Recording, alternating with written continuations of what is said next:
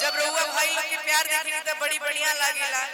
तो रउआ लोग खातिर तो हम एक ही लाइन कह, ए भैया तू ही जान परा आ हमरे खातिर तू भगवान,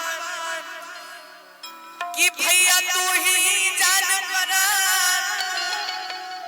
बेंजो वाले भैया अपन ट्यून हो रहे हैं कि हमरे खातिर तू भगवान, कि प्यार मिले हमके राम जैसन भाई से। तब भैया हमार का कहे कि रोवेला तो उठेला दर्दिया हंसेला सुख पाइले हो।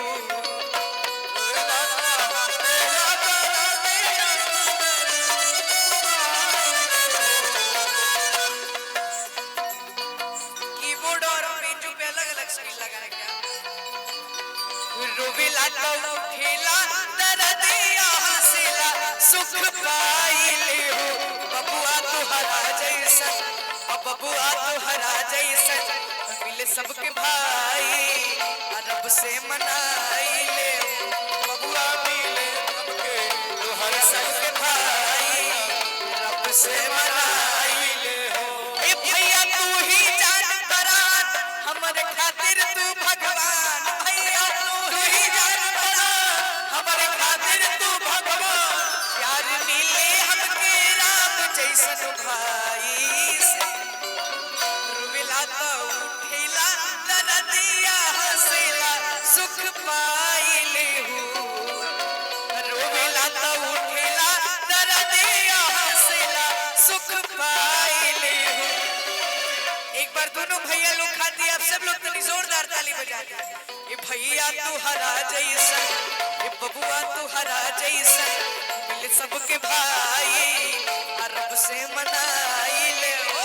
बबुआ तू हरा जैसन मिले सबके भाई रब से मनाइले हो।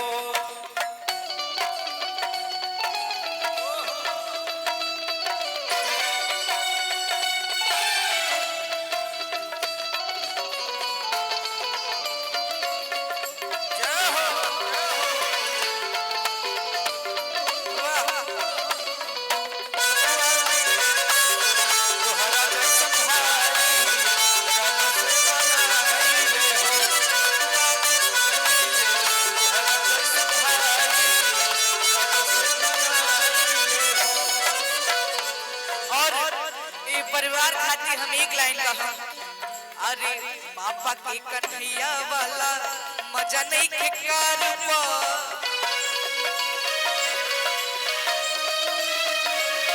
पापा के कन्हैया वाला मजा नहीं के कारवा।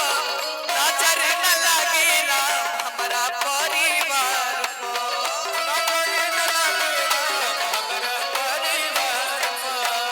भाई के दुलार औरी भैया के प्यार को, भाई के दुलार औरी भैया के प्यार को। भाई के दुलार औरी चाचा जी के प्यार को नजर न लगे रब जी उठा परिवार को। नजर न लगे हमारा परिवार को।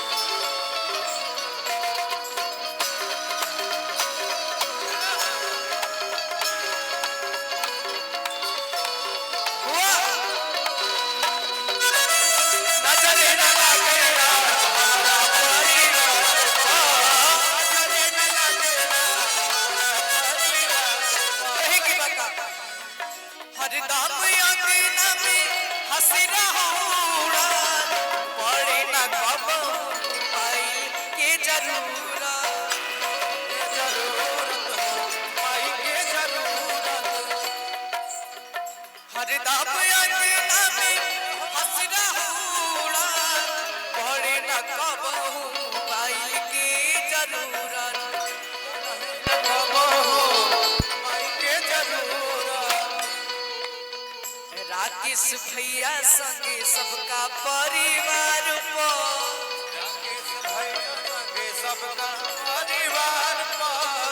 राकेश भैया संगे सबका परिवार पर नजर न लगे राम हमारा परिवार पर नजर न लगे राम हमारा परिवार पर नजर न लगे राम जी शाहपुर परिवार पर नजर न लगे राम जी हमारा परिवार पर